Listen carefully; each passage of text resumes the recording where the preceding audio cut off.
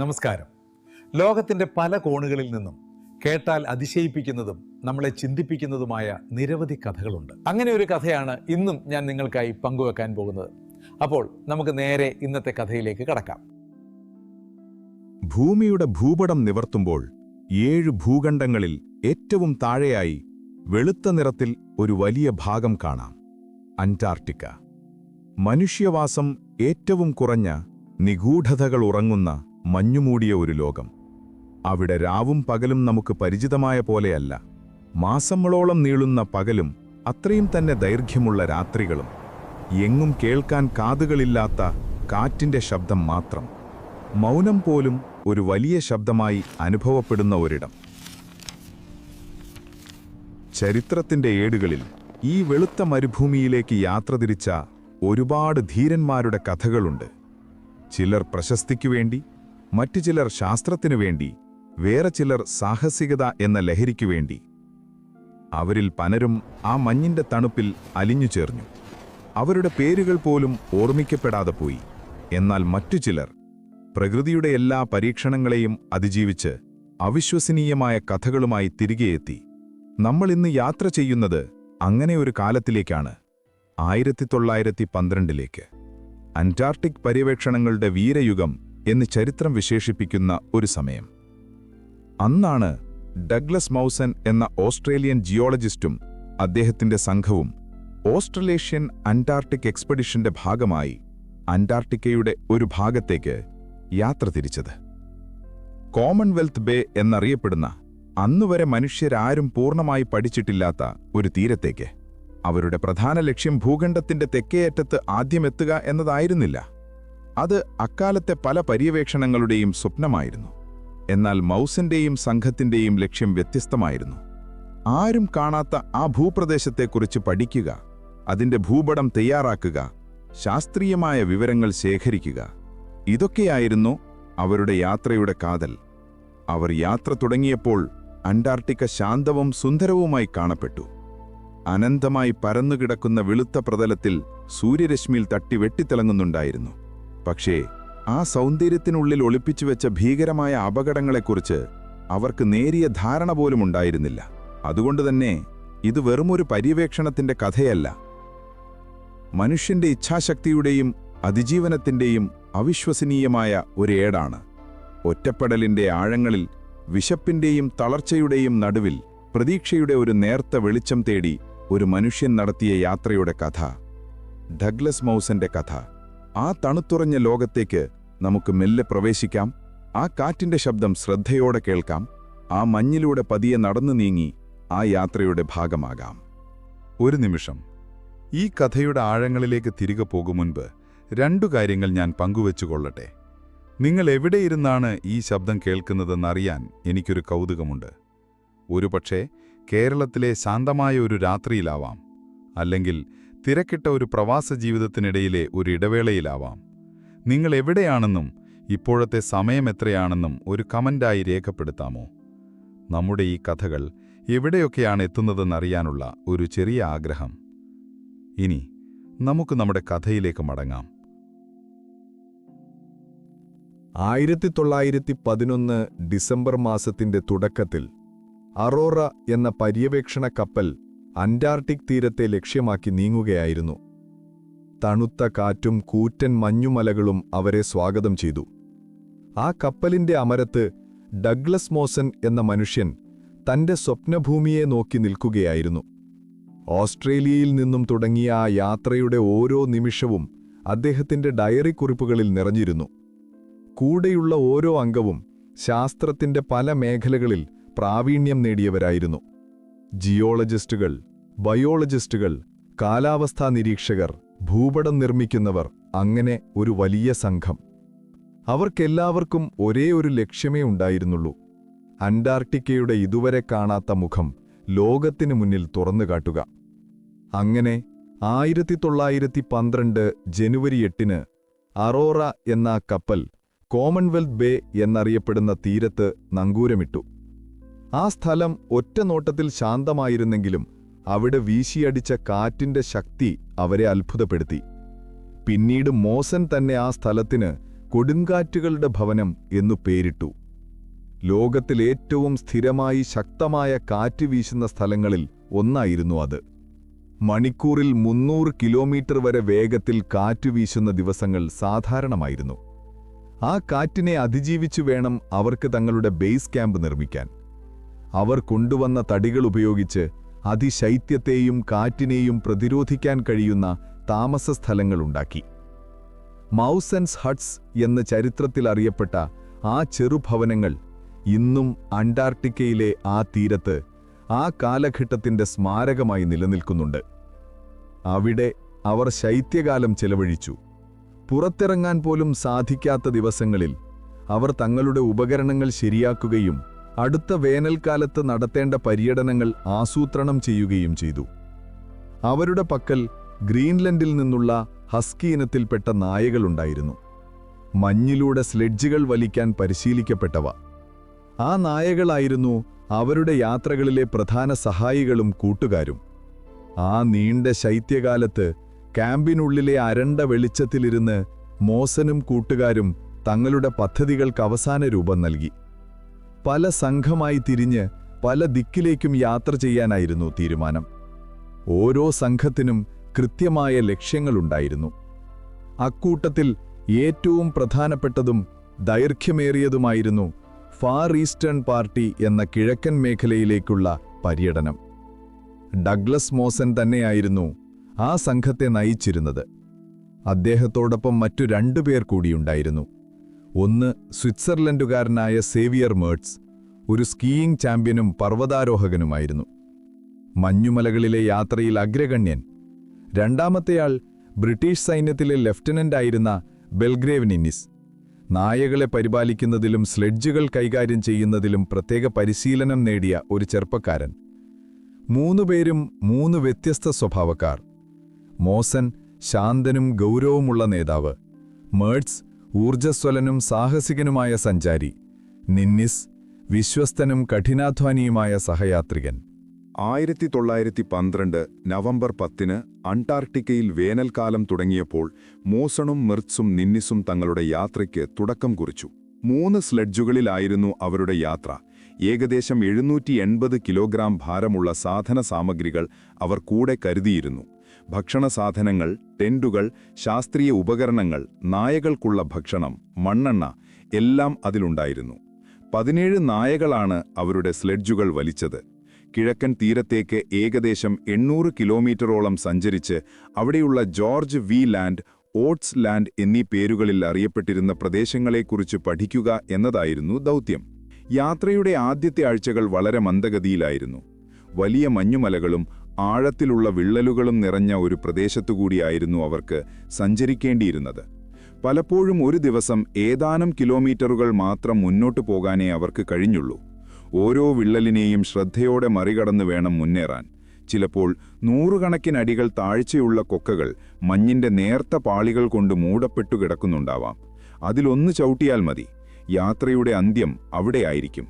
മോസൻ തന്റെ ജിയോളജിയിലുള്ള അറിവ് ഉപയോഗിച്ച് മഞ്ഞിന്റെ ഘടന പഠിച്ച് ഏറ്റവും സുരക്ഷിതമായ വഴി കണ്ടെത്താൻ ശ്രമിച്ചുകൊണ്ടിരുന്നു. മെർട്സ് മുന്നിൽ സ്കീ ചെയ്ത് വഴിതെളിച്ചു.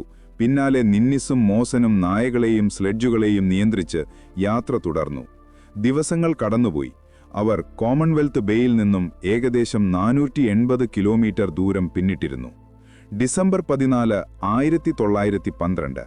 അതും സാധാരണ ഒരു ദിവസം പോലെയാണ് തുടങ്ങിയത്. സൂര്യൻ ആകാശത്ത് ഉയർന്നു നിൽക്കുന്നു. ചുറ്റും കണ്ണെത്താ ദൂരത്തോളം പരന്നുകിടക്കുന്ന വെളുത്ത മരുഭൂമി. അന്ന് മെർട്സായിരുന്നു മുന്നിലെ സ്ലെഡ്ജിൽ സഞ്ചരിച്ചിരുന്നത്. അതിൽ അവരുടെ പ്രധാനപ്പെട്ട ഭക്ഷണ സാധനങ്ങളും ടെന്റുമുണ്ടായിരുന്നു. മോസൻ രണ്ടാമത്തെ സ്ലെഡ്ജിൽ യാത്ര തുടർന്നു. ഏറ്റവും പിന്നിലായി ഏറ്റവും ഭാരം കൂടിയ സ്ലെഡ്ജുമായി നിന്നിസും വരുന്നുണ്ടായിരുന്നു. മോസൻ ഇടയ്ക്ക് തന്റെ സ്ലെഡ്ജ് നിർത്തി കോമ്പസ് ഉപയോഗിച്ച് ദിശ ഉറപ്പുവരുത്തുകയായിരുന്നു. ആ സമയത്ത് മെർച്ച് സ്കീയിങ്ങിന്റെ താളത്തിൽ എന്തോ ഒരു പാട്ടുമൂളുന്നുണ്ടായിരുന്നു. നിശബ്ദമായ ആ മഞ്ഞുലോകത്ത് അതൊരു നേർത്ത സംഗീതം പോലെ തോന്നി. മോസൻ തിരിഞ്ഞു നോക്കിയപ്പോൾ നിന്നിസിനെ കാണാനില്ലായിരുന്നു. സാധാരണയായി തൊട്ടു പിന്നാലെ വരുന്നയാളാണ്. ഒരുപക്ഷെ നായകളെ നിയന്ത്രിക്കുന്ന തിരക്കിലായിരിക്കാം എന്ന് മോസൻ കരുതി. അദ്ദേഹം കുറച്ചുകൂടി കാത്തുനിന്നു. പക്ഷേ നിന്നിസ് വന്നില്ല. അദ്ദേഹത്തിന്റെ മനസ്സിൽ ഒരു ചെറിയ ആശങ്ക ഉടലെടുത്തു. അദ്ദേഹം മർച്ചിനോട് നിൽക്കാൻ ആംഗ്യം കാണിച്ചു. എന്നിട്ട് താൻ വന്ന വഴിയിലൂടെ തിരികെ നടന്നു. കാലടികൾ മഞ്ഞിൽ ആഴത്തിൽ പതിഞ്ഞു. കുറച്ചു ദൂരം നടന്നപ്പോൾ മഞ്ഞിലൊരു വലിയ വിള്ളൽ അദ്ദേഹം കണ്ടു.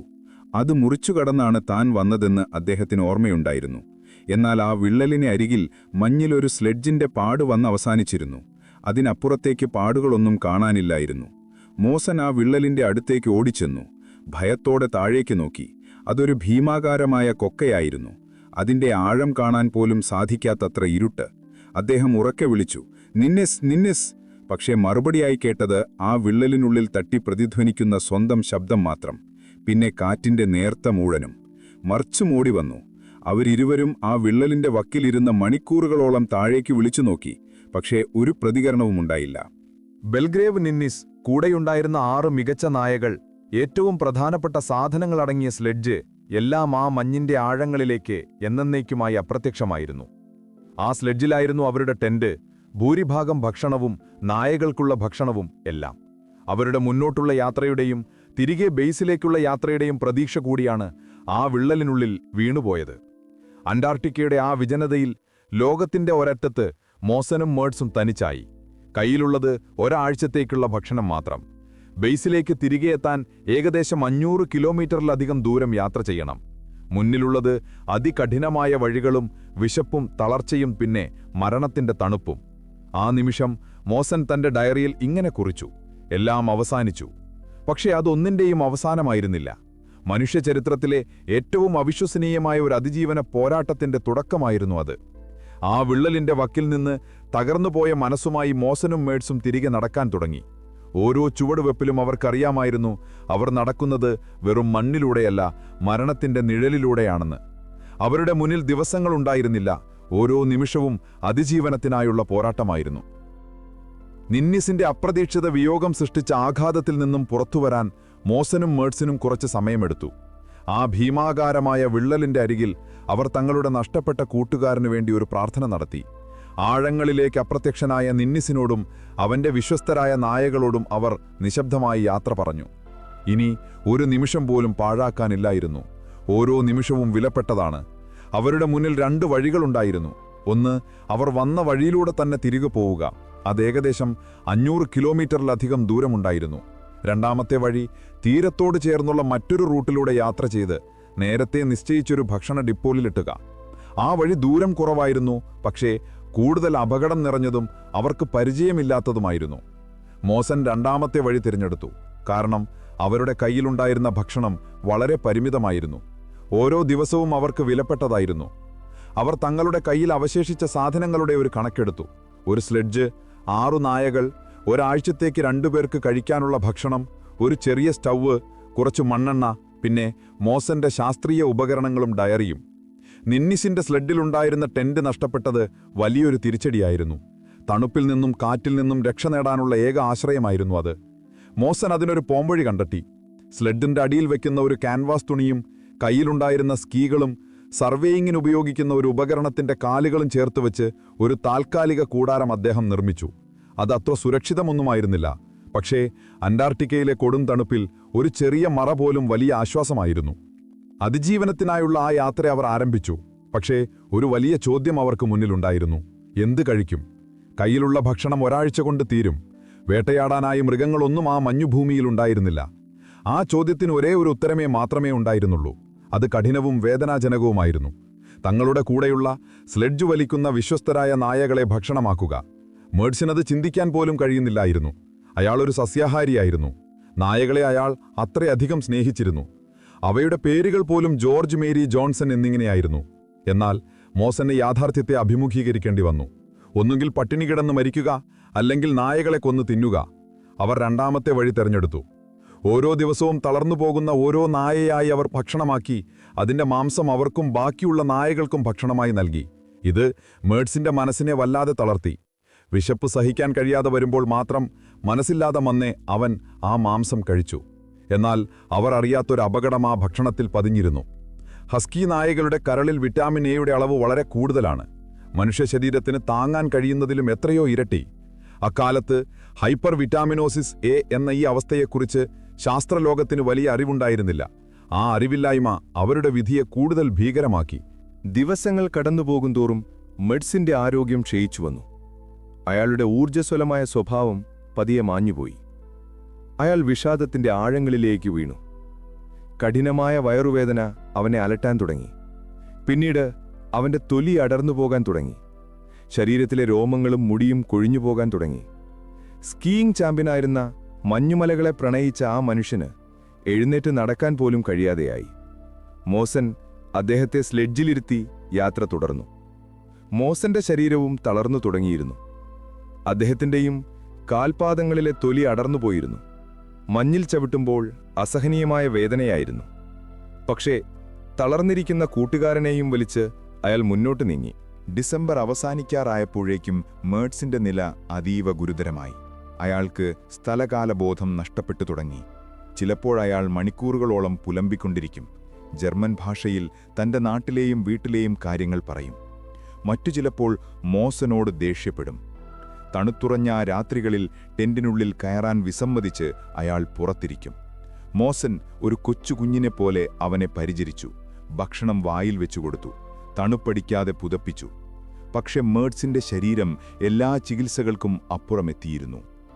1913 ജനുവരി 7 അന്നും മോസൻ തളർന്ന അവശനായ മേഡ്സിനെയും കൊണ്ട് യാത്ര തുടർന്നു.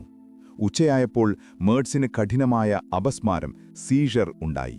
മോസൻ വേഗം ടെന്റ് സ്ഥാപിച്ച് അവനെ സ്ലീപ്പിംഗ് ബാഗിനുള്ളിലാക്കി. മണിക്കൂറുകളോളം മേഡ്സ് അബോധാവസ്ഥയിൽ കിടന്നു. മോസൻ അവന്റെ അരികിലിരുന്നു. പുറത്ത് കാറ്റ് ആഞ്ഞു വീശുന്നുണ്ടായിരുന്നു. ആ ചെറിയ ടെന്റിനുള്ളിൽ മരണത്തോട് മല്ലിടുന്ന കൂട്ടുകാരന്റെ ശ്വാസത്തിന്റെ നേർത്ത ശബ്ദം മാത്രം. രാത്രി ഏറെ വൈകി. ജനുവരി 8 പുലർച്ചെ 2 മണിയോടെ സേവ്യർ മേഡ്സ് എന്ന ആ ധീരനായ സഞ്ചാരി അവസാന ശ്വാസം വലിച്ചു. മോസൻ ആ ടെന്റിനുള്ളിൽ തനിച്ചായി. പുറത്ത് അനന്തമായ മഞ്ഞുപരപ്പ്. ഉള്ളിൽ തൊട്ടരികിൽ തന്റെ കൂട്ടുകാരന്റെ തണുത്തുറഞ്ഞ ശരീരം. ആ നിമിഷം ഡഗ്ലസ് മോസൻ അനുഭവിച്ച ഏകാന്തതയും നിസ്സഹായതയും എത്രത്തോളമായിരിക്കുമെന്ന് നമുക്ക് ഊഹിക്കാൻ പോലും സാധിക്കില്ല. ബേസ് ക്യാമ്പിലേക്ക് ഇനിയും 160 കിലോമീറ്ററിലധികം ദൂരമുണ്ട്. കയ്യിൽ അവശേഷിക്കുന്നത് വളരെ കുറച്ചു ഭക്ഷണം മാത്രം. ശരീരം തളർന്നു, മനസ്സ് തകർന്നു. ആർക്കു വേണ്ടി ഇനി മുന്നോട്ടു പോകണം? ഇവിടെ ഈ മഞ്ഞിന്റെ തണുപ്പിൽ മേഡ്സിന്റെ അരികിൽ കിടന്ന് മരണം വരിക്കുന്നത് എത്ര എളുപ്പമായിരിക്കുമെന്ന് ഒരു വേള അയാൾ ചിന്തിച്ചുപോയി. പക്ഷെ മോസന്റെ ഉള്ളിലെ ശാസ്ത്രജ്ഞൻ, ആ പര്യവേക്ഷകൻ, തോൽക്കാൻ തയ്യാറായിരുന്നില്ല. താൻ ശേഖരിച്ച ശാസ്ത്രീയ വിവരങ്ങൾ, തന്റെ ഡയറി കുറിപ്പുകൾ, ഈ യാത്രയുടെ കഥ, ഇതെല്ലാം ലോകത്തെ അറിയിക്കണം. നിന്നിസിന്റെയും മേഡ്സിന്റെയും ത്യാഗം വെറുതെയാകരുത്. പിറ്റേന്ന് രാവിലെ മോസൻ തന്റെ അവസാനത്തെ ഊർജം സംഭരിച്ച് മേഡ്സിന്റെ ശരീരം സ്ലീപ്പിംഗ് ബാഗിൽ പൊതിഞ്ഞു. മഞ്ഞിൽ ഒരു കുഴിയെടുത്ത് പാറക്കഷ്ണങ്ങൾ കൊണ്ട് മൂടി ഒരു ചെറിയ ശവകുടീരമുണ്ടാക്കി. തന്റെ പ്രിയപ്പെട്ട കൂട്ടുകാരന് വേണ്ടി ഒരു പ്രാർത്ഥന ചൊല്ലി. അതിനുശേഷം അയാൾ യാത്ര തുടരാൻ തയ്യാറെടുത്തു. സ്ലെഡ്ജ് 2 മുറിച്ച് ഭാരം പകുതിയാക്കി. അത്യാവശ്യമില്ലാത്ത എല്ലാ സാധനങ്ങളും ഉപേക്ഷിച്ചു. ഭക്ഷണവും സ്റ്റൗവും സ്ലീപ്പിംഗ് ബാഗും പിന്നെ തന്റെ ഡയറിയും മാത്രം കയ്യിലെടുത്തു. ഇനി നായകളില്ല വലിക്കാൻ. ആ ചെറിയ സ്ലെഡ്ജ് സ്വയം വലിച്ചുകൊണ്ട് ആ ഒറ്റയാൾ പോരാട്ടത്തിന് അയാൾ തുടക്കം കുറിച്ചു. മുന്നിൽ 100 മൈലുകളിലധികം ദൂരം. പിന്നിൽ 2 കൂട്ടുകാരുടെ ഓർമ്മകളും മരണത്തിന്റെ നിഴലും. ഓരോ ചുവടും വേദന നിറഞ്ഞതായിരുന്നു. ഓരോ ശ്വാസവും തണുത്തുറഞ്ഞിരുന്നു. എങ്കിലും അയാൾ നടന്നു. ആരുടെയും സഹായമില്ലാതെ, ആരും കാണാതെ അന്റാർട്ടിക്കയുടെ ഹൃദയത്തിലൂടെ ചരിത്രത്തിലെ ഏറ്റവും മഹത്തായ അതിജീവന യാത്രകളിലൊന്നിന് അയാൾ തുടക്കം കുറിക്കുകയായിരുന്നു. സേവ്യർ മേഡ്സിനെ മഞ്ഞിന്റെ ശവകുടീരത്തിൽ അടക്കം ചെയ്ത് ഡഗ്ലസ് മോസൻ തന്റെ ഏകാന്തമായ യാത്ര ആരംഭിച്ചു. 100 മൈലുകൾ അഥവാ 160 കിലോമീറ്ററുകൾ. ഇന്നത്തെ കാലത്തൊരു വാഹനത്തിൽ 2-3 മണിക്കൂർ കൊണ്ട് താണ്ടാവുന്ന ദൂരം. എന്നാൽ അന്റാർട്ടിക്കയുടെ മഞ്ഞുഭൂമിയിൽ വിശപ്പും തളർച്ചയും കൊണ്ടും മരണത്തിന്റെ വക്കിലെത്തിയ ഒരു മനുഷ്യന് അതൊരു അനന്തമായ ദൂരമായിരുന്നു. തന്റെ സ്ലെഡ്ജിന്റെ ഭാരം പകുതിയായി കുറച്ചിരുന്നെങ്കിലും അത് വലിച്ചുകൊണ്ട് മുന്നോട്ട് നീങ്ങാൻ അയാൾക്ക് തന്റെ സർവ്വശക്തിയും എടുക്കേണ്ടി വന്നു. ഓരോ ചുവടും ഒരു പരീക്ഷണം പോലെയായിരുന്നു. കാൽപാദങ്ങളിലെ തൊലി പൂർണ്ണമായും അടർന്നുപോയിരുന്നു. വേദനയില്ലാത്ത ഒരു നിമിഷം പോലും ഉണ്ടായിരുന്നില്ല. മഞ്ഞിൽ ചവിട്ടുമ്പോൾ ഒരു പൊള്ളുന്ന പ്രതലത്തിൽ കാലുവെക്കുന്നതുപോലെ അയാൾക്ക് തോന്നി. ദിവസങ്ങൾ ആഴ്ചകളായി മാറി. അയാളുടെ ദിനചര്യകൾ വളരെ ലളിതമായിരുന്നു. അതിരാവിലെ എഴുന്നേൽക്കുക, സ്റ്റൗ കത്തിച്ചു കുറച്ചു മഞ്ഞുരുക്കി വെള്ളമാക്കുക, കയ്യിലുള്ള തുച്ഛമായ ഭക്ഷണത്തിൽ നിന്നും ഒരൽപ്പം കഴിക്കുക, ശേഷം നടക്കാൻ തുടങ്ങുക. സ്ലെഡ്ജിന്റെ കയർ അരയിൽ കെട്ടി മുന്നോട്ടാഞ്ഞു വലിക്കുമ്പോൾ അയാളുടെ ശ്വാസം തണുത്ത കാറ്റിൽ വെളുത്ത പുകയായി രൂപപ്പെട്ടു. ചുറ്റും നോക്കിയാൽ കാണുന്നത് വെളുപ്പു മാത്രം. ആകാശവും ഭൂമിയും ഒന്നായി തീർന്നതുപോലെ ദിശ നിർണയിക്കാൻ കയ്യിലുള്ള കോമ്പസും ഇടയ്ക്കിടയ്ക്ക് മങ്ങിയ ആകാശത്ത് പ്രത്യക്ഷപ്പെടുന്ന സൂര്യനും മാത്രമായിരുന്നു ആശ്രയം. രാത്രിയാകുമ്പോൾ താൽക്കാലിക ടെന്റ് സ്ഥാപിച്ച് തണുത്തുറഞ്ഞ സ്ലീപ്പിംഗ് ബാഗിനുള്ളിലേക്ക് അയാൾ ചുരുണ്ടുകൂടും. പലപ്പോഴും ഉറക്കിൽ അയാൾ സ്വപ്നങ്ങൾ കണ്ടു. തന്റെ വീട്ടിലെ ഊഷ്മളമായ മുറി, പ്രിയപ്പെട്ടവരുടെ മുഖങ്ങൾ, രുചികരമായ ഭക്ഷണം. പക്ഷേ ഉണരുമ്പോൾ വീണ്ടും ആ തണുത്ത യാഥാർത്ഥ്യത്തിലേക്ക് അയാൾ വലിച്ചെറിയപ്പെടുമായിരുന്നു. വിശപ്പും വേദനയും പോലെ തന്നെ ഭീകരമായിരുന്നു ഏകാന്തത. സംസാരിക്കാൻ ആരുമില്ല, കേൾക്കാൻ സ്വന്തം ഹൃദയമിടിപ്പും കാറ്റിന്റെ ശബ്ദവും മാത്രം. ചിലപ്പോൾ അയാൾ തന്നോട് തന്നെ സംസാരിക്കുമായിരുന്നു, ചിലപ്പോൾ ഉറക്കെ പാട്ടുപാടും.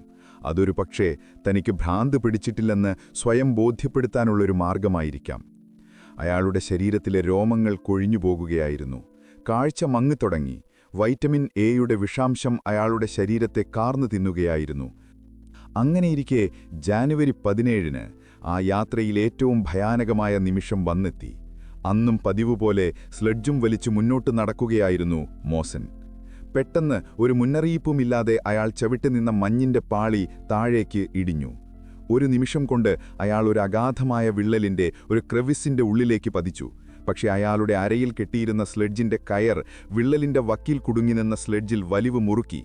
അയാൾ ആ കൊക്കയുടെ ഉള്ളിൽ ഒരു നൂൽപ്പാലത്തിനെന്ന പോലെ തൂങ്ങിയാടി. തലയ്ക്ക് മുകളിൽ ആകാശത്തിന്റെ ഒരു നേർത്ത കീർ മാത്രം കാണാം. താഴേക്ക് നോക്കിയാൽ പച്ചയും നീലയും കലർന്ന ഐസിന്റെ ഭിത്തികൾക്കിടയിലൂടെ ഒരു ദാമീഷ്ഠ പാതാളം. ആ കയർ പൊട്ടിയാൽ അല്ലെങ്കിൽ സ്ലെഡ്ജ് വിള്ളലിലേക്ക് വീണാൽ എല്ലാം അവിടെ അവസാനിക്കും. തൂങ്ങിക്കിടക്കുന്ന ആ നിമിഷങ്ങളിൽ മോസന്റെ മനസ്സിലൂടെ പല ചിന്തകളും കടന്നുപോയി. ഇനി എന്തിനു ജീവിക്കണം? ഇത്രയും സഹിച്ചത് മതിയായില്ലേ? ഈ കയറൊന്നു മുറിച്ചാൽ എല്ലാ വേദനകളിൽ നിന്നും മോചനം നേടാമല്ലോ. നിന്നിസും മേർട്സും പോയ ലോകത്തേക്ക് തനിക്കും യാത്രയാകാം. അതായിരുന്നു എളുപ്പമുള്ള വഴി. മരണം അത്ര ശാന്തവും സുന്ദരവുമായി അയാളെ മാടി വിളിക്കുന്നതായി തോന്നി. അയാൾ കണ്ണുകളടച്ചു. ഒരു നിമിഷം അയാൾ എല്ലാം ഉപേക്ഷിക്കാൻ തീരുമാനിച്ചു. പക്ഷേ ആ നിമിഷം അയാളുടെ മനസ്സിലേക്ക് ഓസ്ട്രേലിയയിലുള്ള തന്നെ കാത്തിരിക്കുന്ന തന്റെ പ്രതിശ്രുതവധു പാക്വിട്ട ഡെൽപ്രാറ്റിന്റെ മുഖം കടന്നുവന്നു. താൻ തിരികെ വരുമെന്ന് അവൾക്ക് വാക്കുകൊടുത്തതാണ്. അതോടൊപ്പം ഈ യാത്രയുടെ ലക്ഷ്യം, താൻ ശേഖരിച്ച വിവരങ്ങൾ, തന്റെ ഡയറിക്കുറിപ്പുകൾ, ഇതെല്ലാം ഈ മഞ്ഞിന്റെ ആഴങ്ങളിൽ നഷ്ടപ്പെട്ടു പോകാൻ പാടില്ല. നിന്നിസിന്റെയും മേർട്സിന്റെയും ത്യാഗം അർത്ഥവത്താകണമെങ്കിൽ താൻ ജീവിച്ചേ മതിയാകൂ. ആ ചിന്ത ഒരു മിന്നൽ പിണർ പോലെ അയാളുടെ തളർന്ന ശരീരത്തിലേക്ക് ഊർജം പകർന്നു. അയാൾ മുകളിലേക്ക് നോക്കി. കയറിൽ പിടിച്ചുകൊണ്ട് വിള്ളലിന്റെ ഐസ് നിറഞ്ഞ ഭിത്തിയിൽ കാലുകളൂന്നി അയാൾ മുകളിലേക്ക് കയറാൻ തുടങ്ങി. അതൊരു ഭഗീരഥ പ്രയത്നമായിരുന്നു. ഓരോ ഇഞ്ചും മുന്നോട്ട് കയറുമ്പോൾ ശരീരം വേദന കൊണ്ട് പുളഞ്ഞു. കൈയിലെ മരവിപ്പ് കാരണം കയറിലുള്ള പിടി അയഞ്ഞുപോകുമോ എന്നയാൾ ഭയന്നു. പലതവണ കാൽ വഴുതി അയാൾ താഴേക്കൂർന്നുപോയി. പക്ഷേ ഓരോ തവണയും അയാൾ വീണ്ടും ശ്രമിച്ചു. ഏകദേശം അരമണിക്കൂറോളം നീണ്ട ആ പോരാട്ടത്തിനൊടുവിൽ തളർന്ന് അവശനായി അയാൾ വിള്ളലിന്റെ മുകളിലെത്തി. മഞ്ഞിലേക്ക് മുഖം പുഴുത്തി അയാൾ കിടന്നു. ശ്വാസമെടുക്കാൻ പോലും അയാൾക്ക് ബുദ്ധിമുട്ടായിരുന്നു. അന്നയാൾ യാത്ര തുടർന്നില്ല. ആ വിള്ളലിന്റെ അരികിൽ ടെന്റടിച്ച് അയാൾ കിടന്നു. ആ രാത്രി അയാൾക്ക് ഉറങ്ങാൻ കഴിഞ്ഞില്ല. മരണത്തെ മുഖാമുഖം കണ്ട ആ നിമിഷം അയാളുടെ ജീവിതത്തോടുള്ള കാഴ്ചപ്പാടിനെ മാറ്റിമറിച്ചു. ഇനി താൻ മരിക്കില്ലെന്ന് അയാൾ ഉറപ്പിച്ചു. എന്ത് സംഭവിച്ചാലും ബേസ് ക്യാമ്പിൽ എത്തുക തന്നെ ചെയ്യും. ആ തീരുമാനം അയാളുടെ ആത്മാവിന് പുതിയൊരു ശക്തി നൽകി. പിറ്റേന്ന് രാവിലെ പുതിയൊരു മനുഷ്യനായി അയാൾ ഉണർന്നു.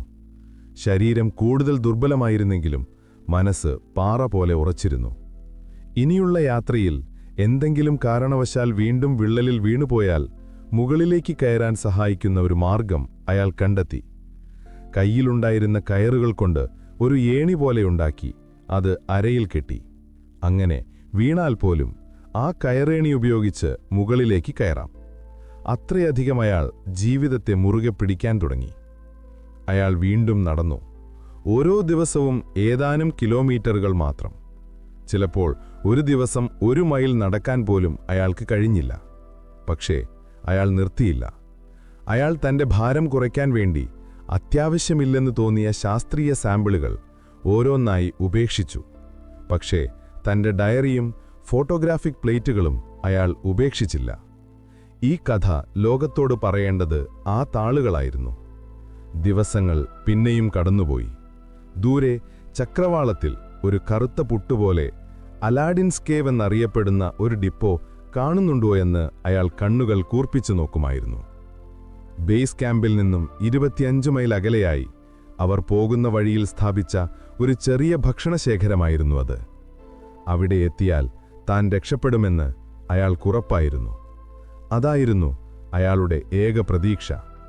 ആ കറുത്ത പൊട്ടിനെ ലക്ഷ്യമാക്കി മരണത്തിന്റെ താഴ്വരയിൽ നിന്നും ജീവിതത്തിലേക്ക് ഡഗ്ലസ് മോസൻ തന്റെ അവസാനത്തെ അടവുകളും പയറ്റി മെല്ലെ മെല്ലെ മുന്നോട്ട് നീങ്ങിക്കൊണ്ടിരുന്നു. അലാഡിൻസ് കേവ് എന്ന ഭക്ഷണ ഡിപ്പോയെക്കുറിച്ചുള്ള ചിന്ത ഒരു മരീചിക പോലെ മോസന്റെ മനസ്സിൽ നിറഞ്ഞുനിന്നു. ഓരോ ചുവടുവെപ്പിലും ആ കറുത്ത പൊട്ടിനുവേണ്ടി അയാളുടെ കണ്ണുകൾ പരതി. പക്ഷേ ദിവസങ്ങൾ കടന്നുപോയിട്ടും ചക്രവാളം വെളുത്ത ശൂന്യതയായി തുടർന്നു. അയാളുടെ ശരീരം അതിന്റെ അവസാനത്തെ ഊർജവും ഉപയോഗിച്ച് തീർക്കുകയായിരുന്നു. കാൽപാദങ്ങൾ മാത്രമല്ല, ശരീരത്തിന്റെ പല ഭാഗങ്ങളിലും തൊലി അടർന്നുപോയി പച്ചമാംസം പുറത്തു കാണാമായിരുന്നു. വേദനയില്ലാത്ത ഒരു നിമിഷം പോലും ഉണ്ടായിരുന്നില്ല. വിശപ്പ് അതിന്റെ പാരമ്യത്തിലെത്തിയിരുന്നു. ചിലപ്പോൾ അയാൾക്ക് സ്ഥലകാലബോധം നഷ്ടപ്പെട്ടു. മഞ്ഞിൽ കാണുന്ന നിഴലുകൾ പഴയ കൂട്ടുകാരായ നിന്നിസിനെയും മേഡ്സിനെയും പോലെ തോന്നിപ്പിച്ചു. അവർ തന്നോട് സംസാരിക്കുന്നതായും കൂടെ നടക്കുന്നതായും അയാൾക്കനുഭവപ്പെട്ടു. അത് പക്ഷേ ഏകാന്തതയുടെ ആഴങ്ങളിൽ മനസ്സ് സ്വയം കണ്ടെത്തുന്ന ഒരു പ്രതിരോധമായിരിക്കാം. കുറച്ചുകൂടി മാത്രം ആ കുന്നിനപ്പുറം അലാഡിൻസ് കേവ് ഉണ്ടാകും എന്നയാൾ സ്വയം മന്ത്രിച്ചു. പക്ഷെ ഓരോ കുന്നും കയറിയിറങ്ങുമ്പോഴും മുന്നിൽ വീണ്ടും അനന്തമായ മഞ്ഞുപരപ്പ്. ജാനുവരി 29. അന്നയാൾക്ക് തന്റെ സ്ലെഡ്ജ് വലിക്കാൻ കഴിഞ്ഞില്ല. 4 കാലിൽ ഇഴഞ്ഞാണ് അയാൾ മുന്നോട്ട് നീങ്ങിയത്. ഓരോ ഇഞ്ചും 1 മൈല് പോലെ തോന്നി. അന്ന് സന്ധ്യയ്ക്കോടെ ദൂരെ മഞ്ഞിന്റെ പ്രതലത്തിൽ നിന്നും ഉയർന്നു നിൽക്കുന്ന ഒരു കറുത്ത രൂപം അയാളുടെ മങ്ങിയ കാഴ്ചയിൽ പതിഞ്ഞു. അതൊരു പാറക്കൂട്ടമാണോ അതോ തന്റെ മനസ്സിന്റെ തോന്നലാണോ എന്നയാൾക്കുറപ്പില്ലായിരുന്നു. അയാൾ കണ്ണുകൾ ഇറുക്കിയടച്ചു. വീണ്ടും തുറന്നു. അതെ, അതവിടെ തന്നെയുണ്ട്. മഞ്ഞിൽ പാതി മൂടിക്കിടക്കുന്ന ഒരു കൊടിമരം പോലെ എന്തോ ഒന്ന്. അത് അലാഡിൻസ് കേവ് തന്നെയായിരുന്നു. ആ കാഴ്ച അയാളുടെ തളർന്ന ശരീരത്തിലേക്ക് ഒരു പുതിയ ജീവൻ പകർന്നു.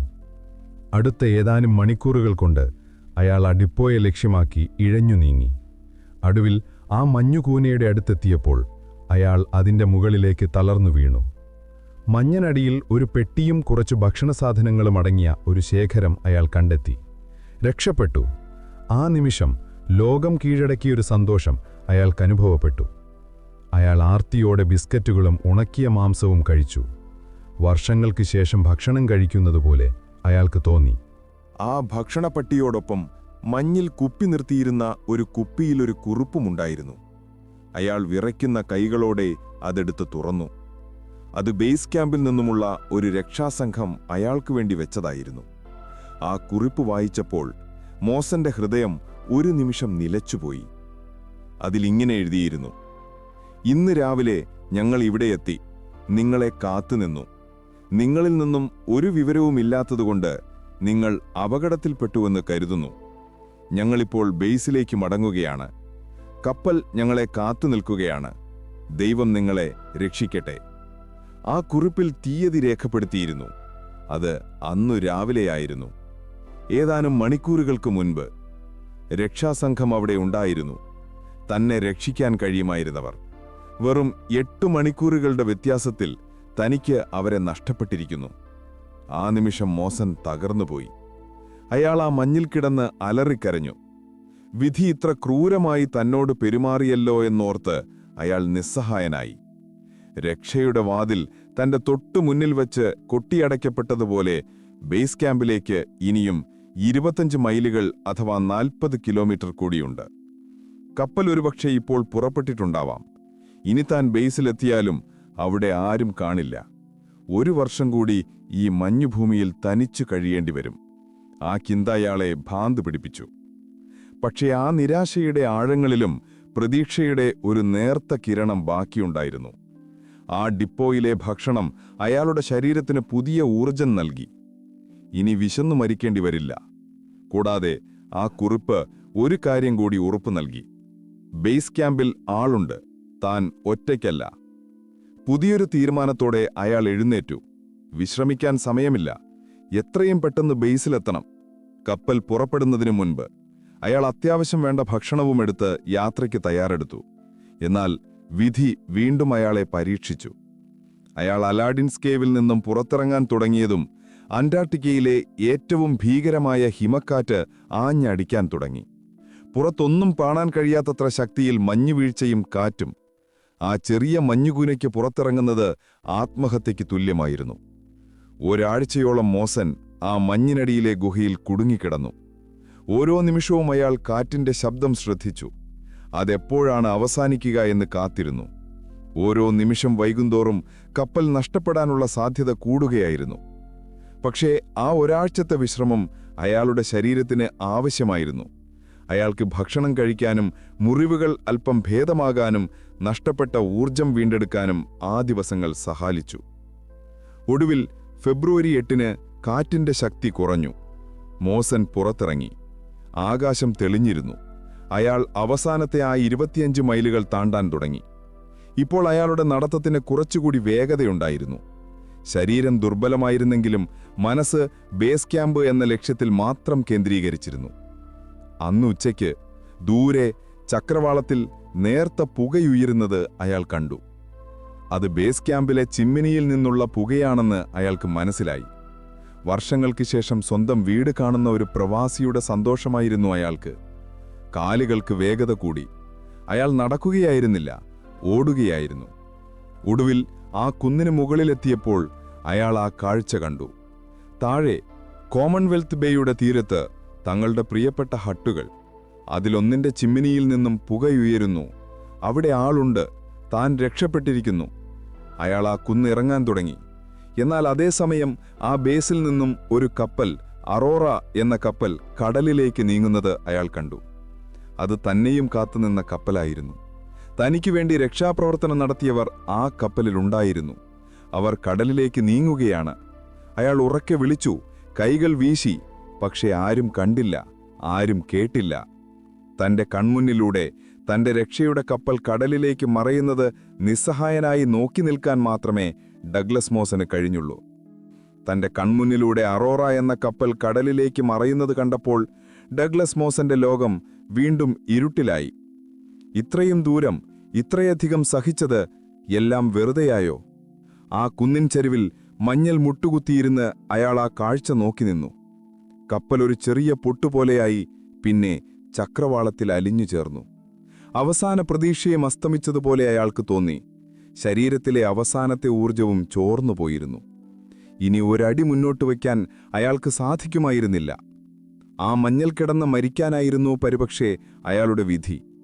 എന്നാൽ ആ നിമിഷം ബേസ് ക്യാമ്പിലെ ഹട്ടുകളിലൊന്നിൽ നിന്നും ഒരു രൂപം പുറത്തേക്ക് വരുന്നത് അയാളുടെ ശ്രദ്ധയിൽപ്പെട്ടു. ആ രൂപം കപ്പൽ പോയ ദിശയിലേക്ക് നോക്കി കൈ വീശുന്നുണ്ടായിരുന്നു. പിന്നെ യാദൃച്ഛികമായെന്നോണം ആ രൂപം കുന്നിൻ മുകളിലേക്ക് നോക്കി. അവിടെ മഞ്ഞിൽ അവശനായിരിക്കുന്ന മോസനെ അവർ കണ്ടു. ആ നിമിഷം ക്യാമ്പിലൊരു കോലാഹലം തന്നെ നടന്നു. കപ്പൽ പുറപ്പെട്ടതിന് തൊട്ടു പിന്നാലെ ബേസ് ക്യാമ്പിൽ അവശേഷിച്ച 6 പേരിൽ ഒരാളാണ് മോസനെ കണ്ടത്. അവർക്ക് തങ്ങളുടെ കണ്ണുകളെ വിശ്വസിക്കാനായില്ല. മാസങ്ങൾക്ക് മുമ്പ് യാത്ര പുറപ്പെട്ട് മരിച്ചെന്നു കരുതിയ തങ്ങളുടെ നേതാവ് ഒരു പ്രേതരൂപം പോലെ തിരികെ എത്തിയിരിക്കുന്നു. അവർ ഉടൻ തന്നെ ഒരു സ്ലെഡ്ജുമായി കുന്നിൻ മുകളിലേക്ക് ഓടി. അവർ അടുത്തേക്ക് വന്നപ്പോൾ കണ്ട കാഴ്ച ഭയാനകമായിരുന്നു. അത് ഡഗ്ലസ് മോസന്റെ ഒരു നിഴൽ മാത്രമായിരുന്നു. യാത്ര തുടങ്ങുമ്പോൾ 100 കിലോയോളം ഭാരമുണ്ടായിരുന്ന ആ മനുഷ്യൻ ഇപ്പോൾ അസ്ഥികൂടം പോലെ ശോഷിച്ചിരുന്നു. അയാളുടെ ഭാരം പകുതിയായി കുറഞ്ഞിരുന്നു. മുഖത്തെ തൊലി ഉണങ്ങി അടർന്നുപോയിരുന്നു. താടിയും മുടിയും നീണ്ടു വളർന്നിരുന്നെങ്കിലും പലയിടത്തും അത് കൊഴിഞ്ഞുപോയിരുന്നു. കണ്ണുകൾ കൊഴിഞ്ഞൊരു പ്രേതത്തെ പോലെ അയാൾ അവരെ നോക്കി. അയാൾക്ക് സംസാരിക്കാൻ പോലും കഴിഞ്ഞില്ല. ഒരു നേർത്ത ശബ്ദത്തിൽ അയാൾ എന്തോ പറയാൻ ശ്രമിച്ചു, പക്ഷെ വാക്കുകൾ പുറത്തുവന്നില്ല. അവർ താങ്ങിയെടുത്താണ് മോസനെ സ്ലെഡ്ജിൽ കിടത്തിയത്. അദ്ദേഹത്തെയും കൊണ്ട് ഹട്ടിലേക്ക് മടങ്ങുമ്പോൾ അവർ റേഡിയോ വഴി അറോറ കപ്പലുമായി ബന്ധപ്പെടാൻ ശ്രമിച്ചു. കപ്പൽ അധികം ദൂരെ എത്തിയിരുന്നില്ല. അവർക്ക് സന്ദേശം ലഭിച്ചു, മോസൻ ജീവനോടെ തിരിച്ചെത്തിയിരിക്കുന്നു. ആ വാർത്ത കപ്പലിലുണ്ടായിരുന്ന എല്ലാവരെയും അത്ഭുതപ്പെടുത്തി. ഉടൻ തന്നെ കപ്പൽ തിരികെ ബേസിലേക്ക് വരാൻ ശ്രമം തുടങ്ങി. എന്നാൽ അന്റാർട്ടിക്കയുടെ കാലാവസ്ഥ വീണ്ടും വില്ലനായി. ശക്തമായ കാറ്റും മഞ്ഞുവീഴ്ചയും കാരണം കപ്പലിന് തീരത്തേക്കടുക്കാൻ സാധിച്ചില്ല. തീരത്ത് നങ്കൂരമിടുന്നത് അതീവ അപകടകരമായിരുന്നു. ദിവസങ്ങളോളം അവർ ശ്രമിച്ചു, പക്ഷേ ഓരോ ശ്രമവും പരാജയപ്പെട്ടു. ഒടുവിൽ കപ്പലിന്റെ ക്യാപ്റ്റൻ ആ കഠിനമായ തീരുമാനമെടുത്തു: തിരികെ ഓസ്ട്രേലിയയിലേക്ക് യാത്ര തുടരുക. കാരണം കൂടുതൽ ദിവസം അവിടെ ചിലവഴിച്ചാൽ കപ്പൽ മഞ്ഞിൽ ഉറച്ചുപോകാനുള്ള സാധ്യതയുണ്ടായിരുന്നു. അങ്ങനെ മോസനും അദ്ദേഹത്തെ ശുശ്രൂഷിക്കാനായി ബേസിൽ തങ്ങിയ 6 പേർക്കും 1 വർഷം കൂടി അന്റാർട്ടിക്കയിൽ കഴിയേണ്ടി വരുമെന്ന് ഉറപ്പായി. അവർ വീണ്ടും ആ മഞ്ഞുഭൂമിയിൽ ഒറ്റപ്പെട്ടു. പക്ഷേ ഇത്തവണ മോസൻ ഒറ്റയ്ക്കായിരുന്നില്ല. അദ്ദേഹത്തിന് ചുറ്റും സ്നേഹവും കരുതലും നൽകാൻ കൂട്ടുകാരുണ്ടായിരുന്നു. അവർ അദ്ദേഹത്തെ മെല്ലെ ജീവിതത്തിലേക്ക് തിരികെ കൊണ്ടുവന്നു. ഹട്ടിന്റെ ഊഷ്മളവിയിൽ അവർ അദ്ദേഹത്തിന് ചൂടുള്ള ഭക്ഷണം നൽകി. മാസങ്ങൾക്ക് ശേഷം യഥാർത്ഥ ഭക്ഷണം കഴിച്ചപ്പോൾ അതൊരു അമൃതുപോലെ അയാൾക്ക് തോന്നി. അദ്ദേഹത്തിന്റെ ശരീരത്തിലെ മുറിവുകൾ അവർ വൃത്തിയാക്കി മരുന്ന് വച്ചുകെട്ടി. ആദ്യത്തെ കുറച്ചു ദിവസങ്ങൾ മോസൻ ഭൂരിഭാഗം സമയവും ഉറക്കത്തിലായിരുന്നു. ശരീരം അതിന്റെ നഷ്ടപ്പെട്ട ഊർജം വീണ്ടെടുക്കുകയായിരുന്നു. ഉണരുമ്പോൾ അദ്ദേഹം തന്റെ യാത്രയുടെ കഥ വിറയാർന്ന ശബ്ദത്തിൽ കൂട്ടുകാരോട് പറഞ്ഞു. നിന്നിസിന്റെയും മെഡ്സിന്റെയും ദാരുണമായ അന്ത്യത്തെക്കുറിച്ച് കേട്ടപ്പോൾ അവരുടെയെല്ലാം കണ്ണുകൾ നിറഞ്ഞു. മോസൽ അനുഭവിച്ച യാതനകളെക്കുറിച്ചറിഞ്ഞപ്പോൾ അവർക്ക് അത്ഭുതമടക്കാനായില്ല. ഒരു മനുഷ്യന് ഇങ്ങനെയൊക്കെ അതിജീവിക്കാൻ കഴിയുമോ? മോസന്റെ ആരോഗ്യം വളരെ പതുക്കെയാണ് മെച്ചപ്പെട്ടത്. ഹൈപ്പർ വിറ്റമിനോസിസ് എയുടെ പ്രത്യാഘാതങ്ങൾ അപ്പോഴും അദ്ദേഹത്തിന്റെ ശരീരത്തിലുണ്ടായിരുന്നു. കാലിലെയും കൈയിലെയും തൊലി പൂർണ്ണമായി അടർന്നുപോയി പുതിയത് വന്നു. കൊഴിഞ്ഞുപോയ മുടിയും രോമങ്ങളും വീണ്ടും വളരാൻ തുടങ്ങി. മാസങ്ങളെടുത്തു അദ്ദേഹത്തിന് പരസഹായമില്ലാതെ എഴുന്നേറ്റു നടക്കാൻ. ആ നീണ്ട ശൈത്യകാലത്ത് അവർ പുറം ലോകവുമായി പൂർണ്ണമായും ഒറ്റപ്പെട്ടു. പുറത്തു കൊടുങ്കാറ്റ് ആഞ്ഞടിക്കുമ്പോൾ അവർ ഹട്ടിനുള്ളിലിരുന്ന് പുസ്തകങ്ങൾ വായിച്ചും സംസാരിച്ചും അടുത്ത വർഷത്തെക്കുറിച്ച് സ്വപ്നം കണ്ടും സമയം ചിലവഴിച്ചു. ആ സമയത്താണ് ക്യാമ്പിൽ പുതുതായി സ്ഥാപിച്ച വയർലെസ് റേഡിയോയുടെ സാധ്യത മോസൻ തിരിച്ചറിഞ്ഞത്. അതൊരു പുതിയ സാങ്കേതിക വിദ്യയായിരുന്നു. അന്റാർട്ടിക്കയിൽ നിന്നും പുറം ലോകത്തേക്കൊരു റേഡിയോ സന്ദേശം അയക്കുക എന്നത് അക്കാലത്ത് ഒരു വലിയ സംഭവമായിരുന്നു. മാസങ്ങൾ നീണ്ട പരിശ്രമത്തിനൊടുവിൽ അവർക്ക് ഓസ്ട്രേലിയയുമായി ഒരു ദുർബലമായ ബന്ധം സ്ഥാപിക്കാൻ കഴിഞ്ഞു. മോസൻ തന്റെ ആദ്യ സന്ദേശം അയച്ചു: ഞാൻ ജീവനോടെയുണ്ട്. നിന്നിസും മേഡ്സും പര്യടനത്തിനിടയിൽ മരണപ്പെട്ടു. അടുത്ത വേനൽക്കാലത്ത് കപ്പൽ വരുന്നതുവരെ ഞങ്ങൾ ഇവിടെ തുടരും. ആ വാർത്ത ഓസ്ട്രേലിയയിലും പിന്നീട് ലോകമെമ്പാടും ഒരുപോലെ ഞെട്ടലും സന്തോഷവും പടർത്തി. ഡഗ്ലസ് മോസൻ മരിച്ചു എന്ന് കരുതിയിരുന്ന ലോകം അദ്ദേഹത്തിന്റെ അവിശ്വസനീയമായ അതിജീവനത്തിന്റെ കഥയറിഞ്ഞ് അത്ഭുതപ്പെട്ടു. പത്രങ്ങൾ ആ വാർത്ത വലിയ പ്രാധാന്യത്തോടെ പ്രസിദ്ധീകരിച്ചു. അന്റാർട്ടിക്കയിലെ വീരനായകൻ എന്ന് അവർ അദ്ദേഹത്തെ വിശേഷിപ്പിച്ചു.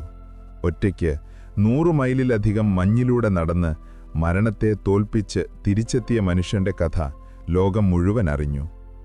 ആ ഒരു വർഷം മോസന് തന്റെ ശാരീരികവും മാനസികവുമായ മുറിവുകൾ ഉണക്കാനുള്ള ഒരവസരം കൂടിയായിരുന്നു. അദ്ദേഹം തന്റെ ഡയറിക്കുറിപ്പുകൾ ക്രമീകരിച്ചു, ശാസ്ത്രീയ വിവരങ്ങൾ രേഖപ്പെടുത്തി. തന്റെ യാത്രയുടെ കുറിച്ചുള്ള ഒരു പുസ്തകത്തിന്റെ ആദ്യ രൂപം അദ്ദേഹം മനസ്സിൽ തയ്യാറാക്കി. The home of the blizzard, കൊടുങ്കാറ്റുകളുടെ ഭവനം എന്ന പേരിൽ പിന്നീട് പ്രസിദ്ധീകരിച്ച ആ പുസ്തകം പര്യവേക്ഷണ ചരിത്രത്തിലെ ഏറ്റവും മികച്ച കൃതികളിലൊന്നായി മാറി. ഒടുവിൽ കാത്തിരിപ്പിനു വിരാമമിട്ടുകൊണ്ട് 1913 ഡിസംബർ 12 അറോറ എന്ന കപ്പൽ വീണ്ടും കോമൺവെൽത്ത് ബേയുടെ തീരത്ത് നങ്കൂരമിട്ടു. ഇത്തവണ കാലാവസ്ഥ ശാന്തമായിരുന്നു. കപ്പലിൽ നിന്ന് വന്നവർ 1 വർഷം മുൻപ് കണ്ട പ്രേതരൂപമായിരുന്നില്ല മോസനെ കണ്ടത്. ആരോഗ്യം വീണ്ടെടുത്ത, എന്നാൽ കണ്ണുകളിൽ ഒരുപാട് കഥകൾ ഒളിപ്പിച്ച ഒരു ശാന്തനായ മനുഷ്യനെയായിരുന്നു. തന്റെ പ്രിയപ്പെട്ട ഹട്ടുകളോട് അവസാനമായി യാത്ര പറഞ്ഞ് ഡഗ്ലസ് മോസൻ കപ്പലിലേക്ക് കയറി. 2 വർഷങ്ങൾക്ക് ശേഷം അദ്ദേഹം അന്റാർട്ടിക്കയോട് വിട പറയുകയായിരുന്നു. അത് വെറുമൊരു മടക്കയാത്രയായിരുന്നില്ല. പ്രകൃതിയുടെ ഏറ്റവും ഭീകരമായ മുഖത്തെ അതിജീവിച്ച് മനുഷ്യന്റെ ഇച്ഛാശക്തിയുടെ പ്രതീകമായി മാറിയ ഒരു മനുഷ്യന്റെ വിജയകരമായ മടക്കായിരുന്നു അത്. 1914 ഫെബ്രുവരി 26. ഓസ്ട്രേലിയയിലെ അഡ്ലെയ്ഡ് നഗരം അക്ഷരാർത്ഥത്തിൽ ഒരു ഉത്സവ ലഹരിയിലായിരുന്നു. തുറമുഖത്തേക്ക് ഒഴുകിയെത്തിയ ജനസഹസ്രം ഒരേയൊരു കാഴ്ചയ്ക്കു വേണ്ടി കാത്തുനിൽക്കുകയായിരുന്നു. കടലിൽ ഒരു ബിന്ദുവായി പ്രത്യക്ഷപ്പെട്ട് മെല്ലെ മെല്ലെ വലുതായി വരുന്ന അറോറ എന്ന കപ്പലിനെ അവർ കണ്ണിലെണ്ണയൊഴിച്ച് കാത്തിരുന്നു. ആ കപ്പലിൽ അവരുടെ രാജ്യത്തിന്റെ വീരപുത്രൻ ഡഗ്ലസ് മോസൻ ഉണ്ടായിരുന്നു. മഞ്ഞുമരുഭൂമിയിൽ നിന്നും മരണത്തെ തോൽപ്പിച്ചു മടങ്ങിവരുന്ന മനുഷ്യൻ. കപ്പൽ തീരമടുത്തപ്പോൾ ജനങ്ങളുടെ ആർപ്പുവിളികൾ ഉച്ചസ്ഥായിയിലായി. ഫോട്ടോഗ്രാഫർമാർ ക്യാമറകളുമായി തിക്കിത്തിരക്കി. കപ്പലിന്റെ മുകൾ തട്ടിൽ നീല സ്യൂട്ട് ധരിച്ച് ശാന്തനായി നിൽക്കുന്ന മോസനെ കണ്ടപ്പോൾ ആൾക്കൂട്ടം ആവേശത്തോടെ കൈകൾ വീശി. 2 വർഷം മുൻപ് ഈ തീരം വിട്ടുപോയ ആളായിരുന്നില്ല അത്. അന്റാർട്ടിക്കയുടെ തണുപ്പും ഏകാന്തതയും വേദനയും ആ മുഖത്ത് മായാത്ത പാടുകൾ വീഴ്ത്തിയിരുന്നു. കണ്ണുകളിൽ ഒരുപാട് കണ്ടവന്റെ, ഒരുപാട് സഹിച്ചവന്റെ ഒരു പ്രശാന്തതയുണ്ടായിരുന്നു. ആൾക്കൂട്ടത്തിനിടയിൽ ഒരു യുവതിയുടെ കണ്ണുകൾ നിറഞ്ഞിരുന്നു. പാക്യുട്ട ഡെൽ പ്രാറ്റ്. മോസൻ തന്റെ ഹൃദയം നൽകിയവൾ. 2 വർഷത്തെ കാത്തിരിപ്പ്. അതിനിടയിൽ അവൻ മരണപ്പെട്ടു എന്ന വാർത്ത കേട്ട് തകർന്ന നിമിഷങ്ങൾ. പിന്നീട് അവൻ ജീവനോടെ ഉണ്ടെന്നറിഞ്ഞപ്പോൾ പ്രാർത്ഥനയോടെ കഴിച്ചുകൂട്ടിയ രാപ്പകലുകൾ. ആ കാത്തിരിപ്പിന് വിരാമമിട്ടുകൊണ്ട് അവൻ കൺമുന്നിൽ നിൽക്കുന്നു. മോസന്റെ കണ്ണുകളും അവളെ തിരിയുകയായിരുന്നു. ജനസമുദ്രത്തിനിടയിൽ അവൻ അവളെ കണ്ടെത്തി. അവരുടെ കണ്ണുകൾ ഇടഞ്ഞു. വാക്കുകൾക്കതീതമായ ഒരു സംഭാഷണം ആ നോട്ടങ്ങൾക്കിടയിൽ നടന്നു. മോസൻ കപ്പലിൽ നിന്നിറങ്ങിയപ്പോൾ രാജ്യം അദ്ദേഹത്തെ ഒരു നായകനെപ്പോലെയാണ് സ്വീകരിച്ചത്. ഗവൺമെന്റ് തലത്തിൽ വലിയ സ്വീകരണങ്ങൾ ഒരുക്കി. സർവകലാശാലകൾ അദ്ദേഹത്തിന് ബഹുമതികൾ നൽകി. പത്രങ്ങൾ അദ്ദേഹത്തിന്റെ അതിജീവനത്തിന്റെ കഥ തുടർച്ചയായി എഴുതി. നിന്നിസിന്റെയും മെർട്ടിസിന്റെയും ദാരുണമായ മരണവും മോസന്റെ ഒറ്റയാൾ പോരാട്ടവും വിള്ളലിൽ വീണതും രക്ഷാക്കപ്പൽ കൺമുന്നിലൂടെ നഷ്ടപ്പെട്ടതും ഓരോ അധ്യായവും വായിച്ച് ലോകം വിസ്മയിച്ചു.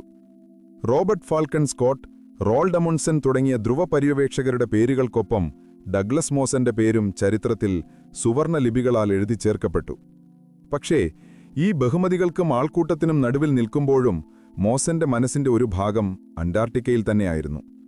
രാത്രിയുടെ നിശബ്ദതയിൽ കാറ്റിന്റെ ശബ്ദം കേൾക്കുമ്പോൾ അത് കോമൺവെൽത്ത് ബേയിലെ കൊടുങ്കാറ്റിന്റെ ഓർമ്മയുണർത്തി. ഭക്ഷണം കഴിക്കുമ്പോൾ വിശപ്പിന്റെ ഭീകരമായ വേദന അയാൾ ഓർത്തു. തന്റെ പ്രിയപ്പെട്ട കൂട്ടുകാരായ നിന്നിസിന്റെയും മെർട്ടിസിന്റെയും മുഖങ്ങൾ അയാളുടെ ഉറക്കം കെടുത്തി. അവരുടെ ത്യാഗമില്ലായിരുന്നെങ്കിൽ താൻ ജീവനോടെ ഉണ്ടാകുമായിരുന്നില്ലെന്ന് അയാൾക്കറിയാമായിരുന്നു. ലോകം അദ്ദേഹത്തെ ഒരു ഹീറോ ആയി കണ്ടപ്പോൾ അയാൾ സ്വയം കണ്ടത് അതിജീവിച്ച ഒരുവൻ എന്ന ശ്രദ്ധിക്കാം മാത്രമായിട്ടായിരുന്നു. ആ യാത്രയുടെ മാനസികമായ മുറിവുകൾ ഉണങ്ങാൻ അദ്ദേഹത്തിന് ജീവിതകാലം മുഴുവൻ വേണ്ടിവന്നു. 1914 മാർച്ച് 31 അഡ്ലെയ്ഡിലെ ഒരു പള്ളിയിൽ വെച്ച് ഡഗ്ലസ് മോസൻ പാക്യുട്ടയെ വിവാഹം കഴിച്ചു. അതൊരു ലളിതമായ ചടങ്ങായിരുന്നു. തന്റെ ജീവിതത്തിലെ കൊടുങ്കാറ്റുകൾക്ക് ശേഷം ഒരു ശാന്തമായ തുറമുഖം അദ്ദേഹം കണ്ടെത്തുകയായിരുന്നു. അവർക്ക് 2 പെൺകുട്ടികൾ ജനിച്ചു. അദ്ദേഹം തന്റെ കുടുംബജീവിതത്തിൽ സന്തോഷം കണ്ടെത്തി. അതേസമയം തന്റെ യാത്രയുടെ യഥാർത്ഥ ലക്ഷ്യം അദ്ദേഹം മറന്നില്ല. പര്യടനത്തിൽ നിന്നും ശേഖരിച്ച ആയിരക്കണക്കിന് ശാസ്ത്രീയ വിവരങ്ങൾ, സാമ്പിളുകൾ, ഫോട്ടോഗ്രാഫുകൾ എന്നിവ ക്രോഡീകരിക്കുന്നതിനായി അദ്ദേഹം വർഷങ്ങളോളം കഠിനാധ്വാനം ചെയ്തു. ഓസ്ട്രേലേഷ്യൻ അന്റാർട്ടിക് എക്സ്പെഡിഷൻ സയന്റിഫിക് റിപ്പോർട്ട്സ് എന്ന പേരിൽ 22 വാള്യങ്ങളിലായി ആ ഗവേഷണ ഫലങ്ങൾ പുറത്തുവന്നു. അന്റാർട്ടിക്കയുടെ ജിയോളജി, ബയോളജി, കാലാവസ്ഥ, കാന്തികക്ഷേത്രം എന്നിവയെക്കുറിച്ചുള്ള അമൂല്യമായ വിവരങ്ങളായിരുന്നു അവ. മോസന്റെ പര്യടനം കേവലമൊരു അതിജീവനത്തിന്റെ കഥ മാത്രമല്ല, ശാസ്ത്രചരിത്രത്തിലെ ഒരു സുപ്രധാന നാഴികക്കല്ലുകൂടിയായിരുന്നു. ബ്രിട്ടീഷ് സാമ്രാജ്യത്തിനു വേണ്ടി ഓസ്ട്രേലിയൻ അന്റാർട്ടിക് ടെറിട്ടറി എന്ന പേരിൽ അന്റാർട്ടിക്കയുടെ 42% ഭാഗത്ത് ഓസ്ട്രേലിയയുടെ അവകാശം സ്ഥാപിക്കുന്നതിൽ അദ്ദേഹത്തിന്റെ പര്യടനം നിർണായക പങ്കുവഹിച്ചു. വർഷങ്ങൾ കടന്നുപോയി. മോസൻ അഡ്ലെയ്ഡ് യൂണിവേഴ്സിറ്റിയിൽ ജിയോളജി പ്രൊഫസറായി തുടർന്നു. അദ്ദേഹം വീണ്ടും 2 തവണ കൂടി അന്റാർട്ടിക്കയിലേക്ക് പര്യടനങ്ങൾ നയിച്ചു. പക്ഷേ ആദ്യ യാത്രയുടെ തീവ്രത ഒന്നിനുമുണ്ടായിരുന്നില്ല. തന്റെ ക്ലാസ്സുകളിൽ വിദ്യാർത്ഥികളോട് ഭൂമിയുടെ ഘടനയെക്കുറിച്ച് പഠിപ്പിക്കുമ്പോൾ അദ്ദേഹം പലപ്പോഴും ആ മഞ്ഞുഭൂമിയുടെ ഓർമ്മകളിലേക്ക് അറിയാതെ വഴുതി വീഴുമായിരുന്നു. മഞ്ഞിന്റെ ഗന്ധം, കാറ്റിന്റെ സംഗീതം, നിശബ്ദതയുടെ ഭാരം എല്ലാം ഇന്നലെ കഴിഞ്ഞ പോലെ അദ്ദേഹത്തിന്റെ മനസ്സിലുണ്ടായിരുന്നു. 1958 തന്റെ 76-ാം വയസ്സിൽ ഡഗ്ലസ് മോസൻ എന്ന ഈ ഇതിഹാസ പുരുഷൻ ഈ ലോകത്തോട് വിട പറഞ്ഞു. അദ്ദേഹം മരിക്കുമ്പോൾ ഓസ്ട്രേലിയയിലെ ഒരു നാസിക നായകനായി അദ്ദേഹം ആദരിക്കപ്പെട്ടിരുന്നു. പക്ഷേ പദവികൾക്കും ബഹുമതികൾക്കും അപ്പുറം ഡഗ്ലസ് മോസന്റെ ജീവിതം മനുഷ്യന്റെ ഇച്ഛാശക്തിയുടെയും അതിജീവനശേഷിയുടെയും അണയാത്ത ഒരു ദീപസ്തംഭമായി നിലകൊള്ളുന്നു. ഒരു ലക്ഷ്യമുണ്ടെങ്കിൽ എത്ര വലിയ പ്രതിസന്ധികളെയും അതിജീവിക്കാൻ മനുഷ്യന് കഴിയുമെന്നതിൻ്റെ ഏറ്റവും വലിയ ഉദാഹരണങ്ങളിലൊന്നാണ് അദ്ദേഹത്തിന്റെ കഥ.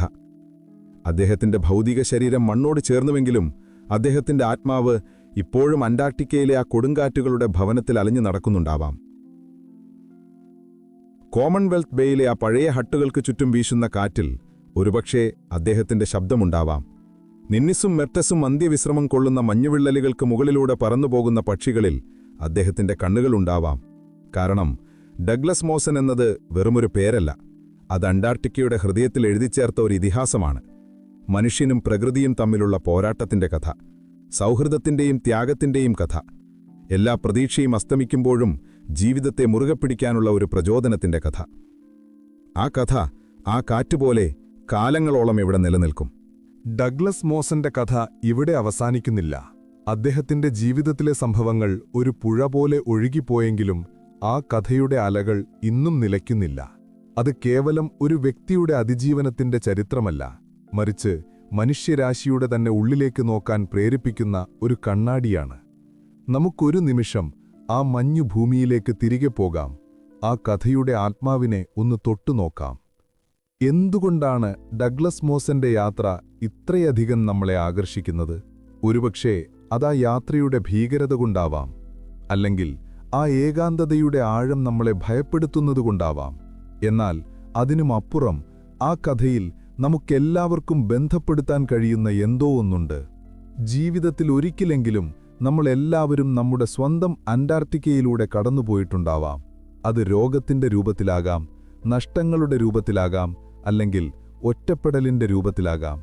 നമ്മുടെ മുന്നിലെ വഴികളെല്ലാം അടഞ്ഞുപോയെന്ന് തോന്നുന്ന പ്രതീക്ഷയുടെ ഒരു കണിക പോലും കാണാൻ കഴിയാത്ത നിമിഷങ്ങൾ. ആ നിമിഷങ്ങളിൽ മുന്നോട്ടു പോകാൻ നമ്മളെ പ്രേരിപ്പിക്കുന്ന ആന്തരിക ശക്തിയെക്കുറിച്ചാണ് മോസന്റെ കഥ നമ്മോട് സംസാരിക്കുന്നത്. ആലോചിച്ചു നോക്കൂ, ആ വിള്ളലിന്റെ ഉള്ളിൽ മരണത്തിനും ജീവിതത്തിനുമിടയിൽ ഒരു നൂൽപ്പാലത്തിൽ തൂങ്ങിയാടിയ നിമിഷം. എല്ലാ വേദനകളിൽ നിന്നും രക്ഷപ്പെടാൻ ആ കയറൊന്ന് മുറിച്ചാൽ മതിയായിരുന്നു. അതായിരുന്നു എളുപ്പവഴി. പക്ഷേ അയാൾ അത് ചെയ്തില്ല. ജീവിതത്തെ അതിന്റെ എല്ലാ വേദനകളോടും കൂടി അയാൾ മുറുകെ പിടിച്ചു.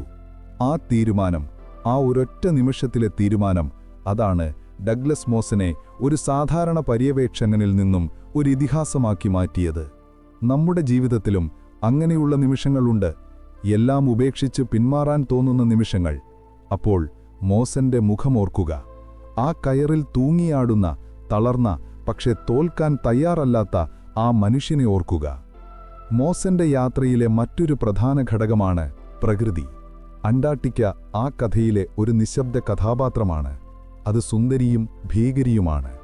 ഒരു നിമിഷം സൂര്യരശ്മി തട്ടി വെട്ടിത്തിളങ്ങുന്ന മഞ്ഞുപരപ്പായി അത് നമ്മളെ ആകർഷിക്കും. അടുത്ത നിമിഷം ഒരു മുന്നറിയിപ്പുമില്ലാതെ ഒരു ഹിമക്കാറ്റായി അത് നമ്മളെ വിഴുങ്ങിക്കളഞ്ഞേക്കാം. പ്രകൃതിക്ക് നമ്മളോട് പ്രത്യേക സ്നേഹമോ വിദ്വേഷമോ ഇല്ല. അതതിൻ്റെ നിയമങ്ങൾക്കനുസരിച്ച് പ്രവർത്തിക്കുന്നു.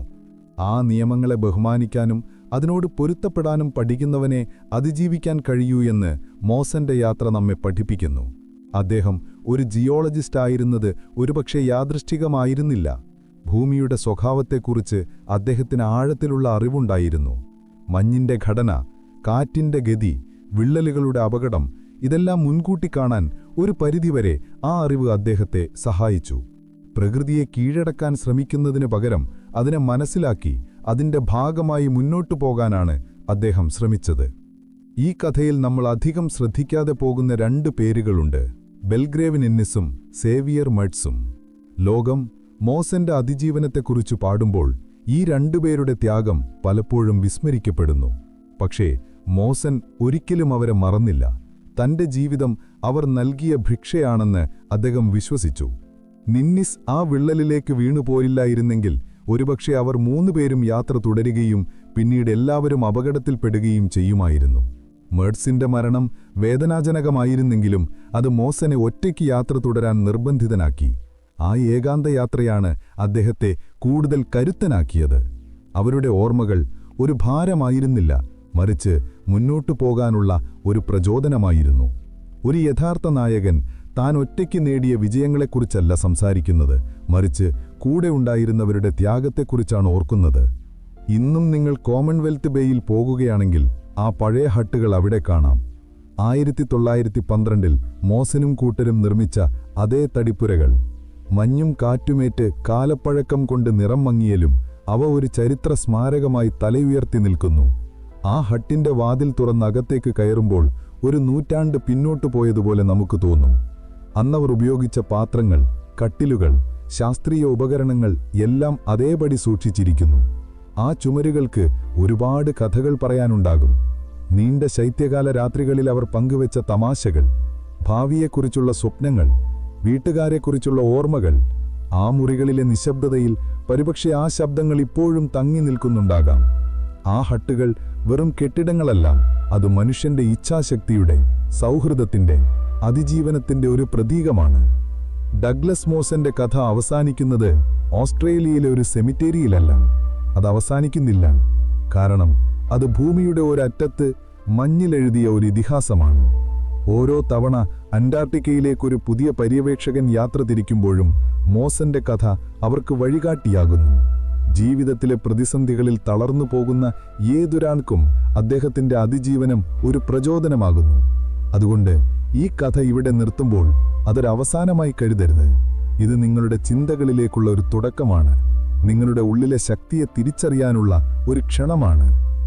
ഇനി വിശ്രമിക്കൂ, ഉറങ്ങൂ, കഥകൾ സ്വപ്നത്തിൽ തുടരട്ടെ. ശുഭരാത്രി.